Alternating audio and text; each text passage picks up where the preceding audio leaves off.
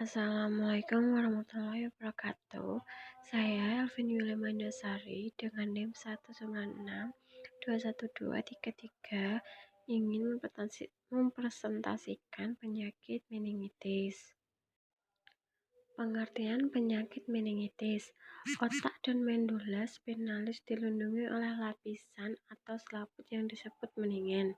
Peradangan pada meningen, khususnya pada bagian araknoid dan plameter atau leptomeningen, disebut meningitis. Peradangan pada bagian durameter disebut pachymeningen.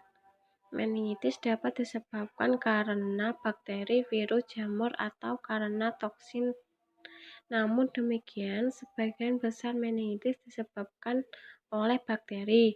Meningitis adalah peradangan pada meningen, yaitu membran yang melapisi otak dan medula spinalis. Etiologi Widebdo mengatakan meningitis dapat disebabkan oleh berbagai macam organisme seperti Haemophilus influenza, Neisseria meningitis atau Meningococcus, Diplococcus pneumonia, Streptococcus grup A, Pseudomonas, Staphylococcus aureus, Escherichia coli, Klebsiella proteus. Paling sering klien memiliki kondisi predisposisi seperti fraktur tengkorak, infeksi, pembedahan otak atau spinal, di mana akan meningkatkan terjadinya meningitis. Di sini juga ada patofisiologinya. Lanjut, infeksi bakteri mencapai sistem saraf pusat melalui invasi langsung.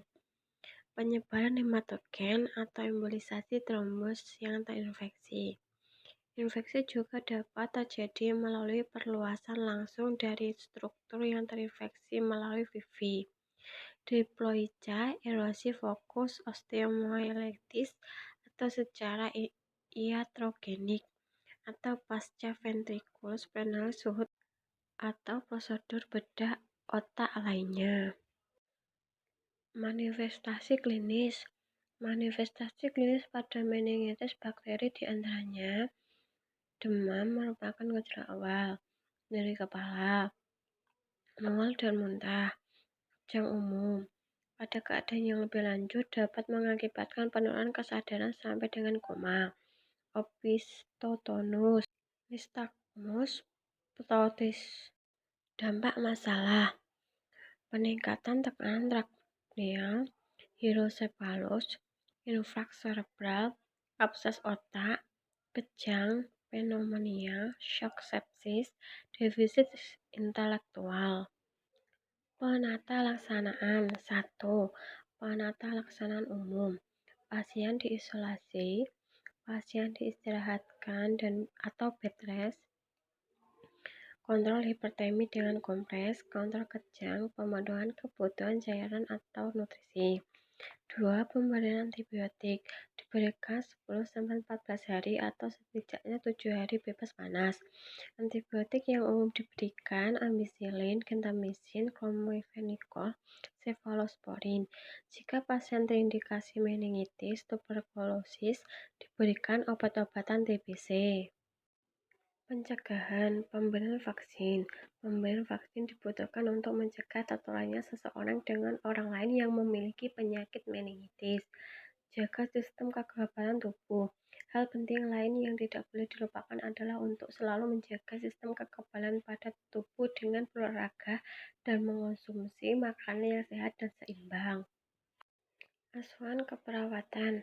Perempuan berusia 7 tahun datang ke Rumah Sakit Umum di Jamil, Padang pada tanggal 27 April 2017 pukul 24.56 waktu Indonesia Barat. Melalui IGD rujuk dari Rumah Sakit Islam Universitas Bukit Tinggi. Pasien datang dengan keluhan demam selama 2 minggu, kejang seluruh tubuh sejak 6 jam sebelum masuk, frekuensi 1 kali, lamanya 10 menit, dan mengalami penurunan kesadaran setelah kejang.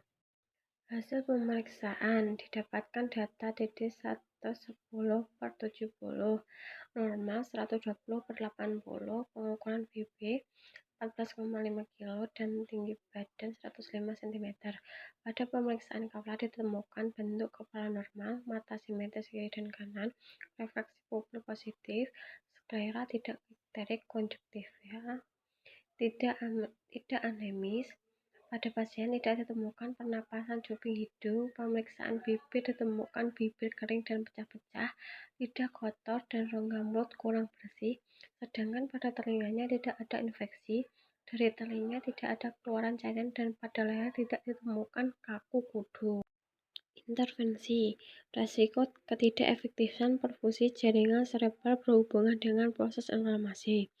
Ketidakefektifan bersihan jalan nafas berhubungan dengan penumpukan seket di jalan nafas.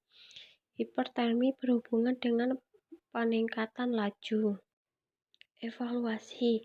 Kata ayah Andanese sudah mampu menggerakkan ekstremitasnya. Melihat ketika dipanggil, kulit teraba panas, posisi kepala ditinggikan 30 derajat.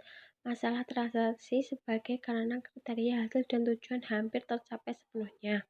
Terjadi peningkatan kesadaran, fungsi sensorik dan motorik kranial, orientasi kognitif, dan sakit kepala. Sekian presentasi yang saya berikan. Mohon maaf jika ada salah kata, salah penjelasan. Mohon maaf. Sekian dan terima kasih. Assalamualaikum warahmatullahi wabarakatuh.